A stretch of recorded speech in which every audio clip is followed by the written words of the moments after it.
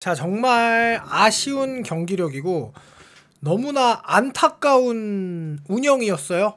일단 4사구 11개를 내줬다는 거는 그 어떤 심판이 볼 판정이 안 좋다, 판정이 안 좋다 이런 핑계를 댈 수 없을 만큼 그냥 한국이 못했습니다. 그리고 그런 선수들을 운영했던 감독님의 역할도 적지 않았다고 보는데요.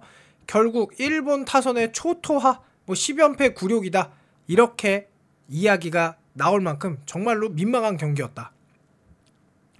11실점이나 내줬다는 거는 이거는 국가대표 야구에서 사실 있어서는 안 되죠. 체코와의 경기에도 우리가 11점을 못 냈던 것 같은데 어쨌든 정말 충격적이었다.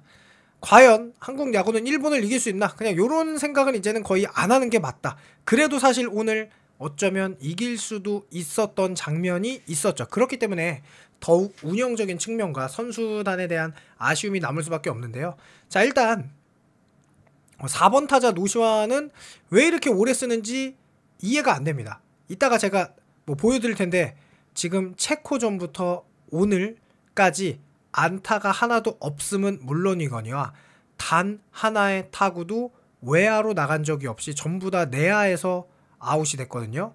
그런 선수를 한 팀의 4번 타자로 쓰는 것이 과연 맞는지, 게다가 오늘은 정말 아쉬운 수비도 있었죠. 3대1의 상황에서 만약에 거기서 노시환 선수가 내야 땅볼을 잡았다면은 주자 2, 3루였으니까 그 주자를 묶으면서 점수를 더 주지 않고 3대1로 경기를 끌고 나갈 수도 있었던 상황이 있었거든요. 어쨌든 아쉬웠다. 그리고 이 박동원 선수 같은 경우는 물론 LG 트윈스 선수이긴 한데 6번 타수는 개인적으로 아쉽다. 왜냐하면 컨택형 타자이기보다는 한 방을 쳐줄 수 있는 타자가 박동원 선수이기 때문에 8번이나 7번이 더 맞는 역할이 아닌가 라는 생각을 그냥 한번 했었고요. 자, 일단 정말 좋았죠. 처음에는 진짜 좋았어요. 왜냐면은 선발 그 소타니 선수가 정말 잘 던지더라고요. 좌완 투수인데 151, 150 쉽게 던지면서 포크볼도 좋고 슬라이더도 좋고 이러니까 커브도 던지면서 야, 저 선수보다 좋은 좌완 투수를 나는 KBO 리그에서 본 적이 없다 라는 생각이 들 정도로 정말 공을 잘 던졌어요. 그런데 우리 곽빈 선수도 굉장히 잘해줬거든요. 곽빈 선수도 그에 못지않게 정말 잘 막아내면서 앞서 나갔어요. 그런데 이제 신민재 선수가 안타를 치고 안현민 선수가 홈런을 치고 송성문 선수도 홈런을 쳤거든요. 그런데 이게 이랬어요. 이 소타니 선수가 좌원으로서 151 이렇게 막 던지는데 그 다음에 나오는 투수도 똑같이 좌완인데 직구 구속이 155더라고요. 그래서 이건 너무나 당연하잖아요. 비슷한 유형의 투수가 나왔는데 앞선 투수보다 조금 못 던지게 되면은 타자들이 치기 쉬울 수밖에 없죠. 그 투수를 상대로. 그래서 이렇게 실제로 이런 상황이 벌어졌어요.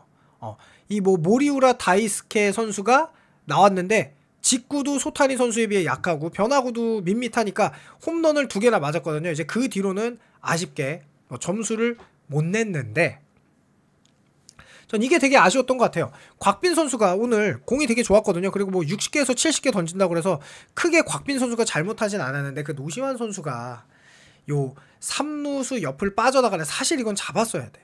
이거는 국가대표 3루수면은 이거는 잡았어야 되는데 이거를 못 잡고 1타점 적시타를 맞으니까 요때 교체를 하더라고요. 근데 곽빈 선수가 못 던져서 교체했다기보다는 그냥 제 생각에는 여러 순수를 쓰려고 했던 것 같기도 하고 이거를 단순히 평가전으로만 봐서 그런 건지 좀 아쉬운데 그리고 낸 선수가 이로운이라서 너무 아쉬웠던 거예요. 왜냐면 똑같은 우완 투수에 체인지업도 보통 가운데로 밀려 들어갔고 그리고 직구 구속은 145였거든요. 그러니까 이로운 선수의 공이 치기가 쉬웠겠죠. 곽빈 선수 다음에 나오니까. 그래서 저는 이 투수 교체가 너무 아쉽다.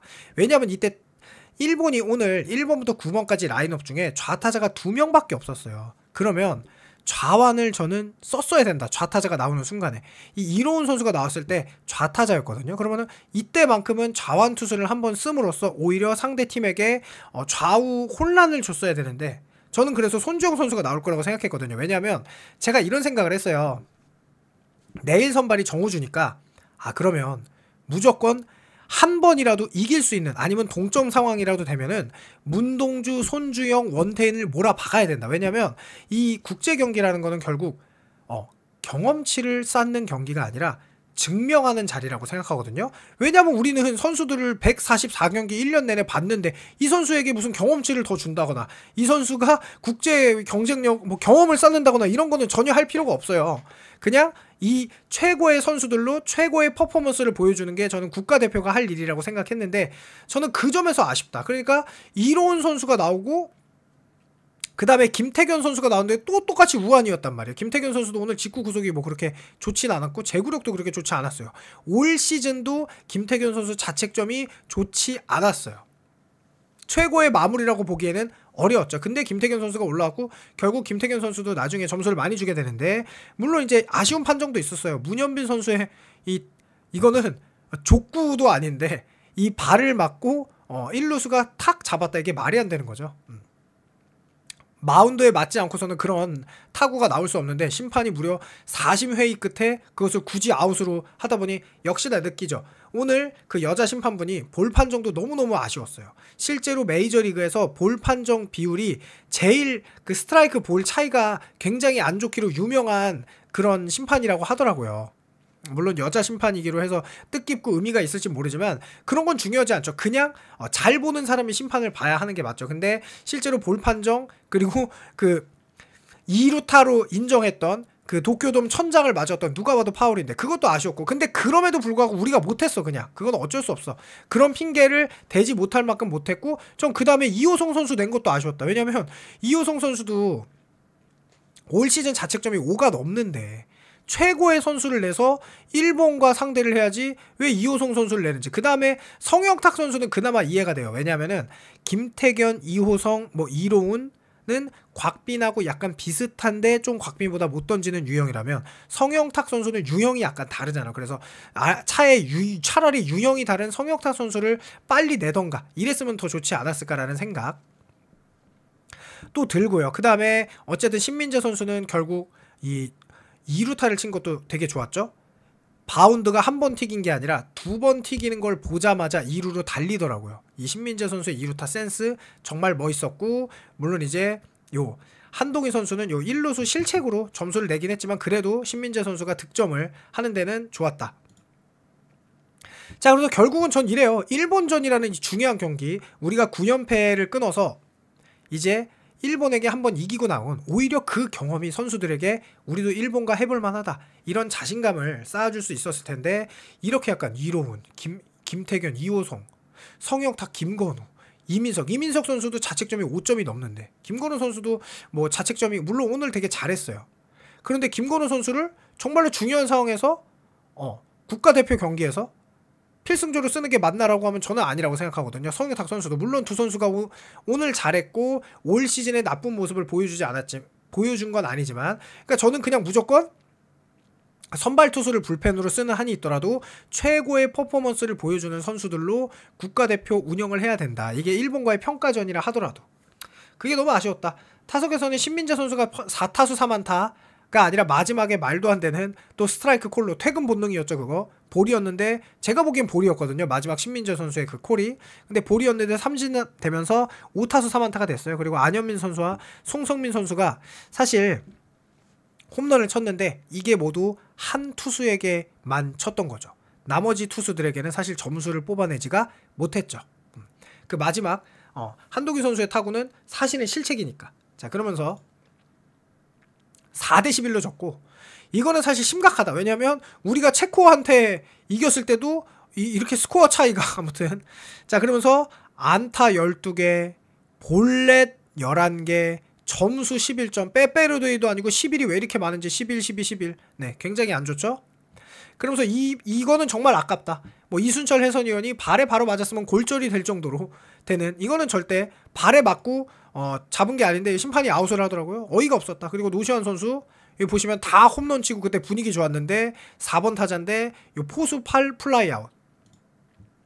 그리고 노시환 선수 요 3루 땅볼 아웃. 그 다음에 홈런 치고 3루 땅볼아웃. 그 다음에 2루 땅볼아웃. 요거는 이제 병살 플레이였죠. 사실 요것도 주자가 있었으면 병살타가 될 수도 있었던 그런 타구들이 계속 나오고, 지금 체코전부터 단 하나의 안타도 없었다. 단 하나의 외야로 나가는 타구도 없었다. 자, 신민재 선수 국가대표 2루수는 신민재가 하는 게 맞다. 그러니까 사실 국가대표 타자는 저는 홈런 타자도 좋은데 컨택형 타자가 더 맞는 것 같아요. 이게 홈런 타자들은 한 방을 노릴 수는 있지만 사실 국가대표 경기에서 특히나 상대팀 투수가 공의 위력도 있고 변화구도 좋은데 한 방을 노리는 스윙으로는 한 방을 기대하기가 어렵다. 이거는 객관적이에요. 물론 한 방을 쳐줄 수 있지. 그런데 그거는 객관적으로 저는 어렵다고 봐요. 그래서 컨택형 타자들 아니면 안현민, 송성문 선수 정도의 선구안이라도 있던가 출루율이나 약간 이래야지 노시환 선수로는 좀 쉽지 않다. 그러니까 문현빈 선수도 안타를 하나 뺏겼지만 김주원 선수도 그렇고 나쁘지 않았죠. 문현빈, 김주원 선수 같은 선수들이 저는 좀 맞는 것 같다라는 생각도 뭐 개인적으로 들었고요.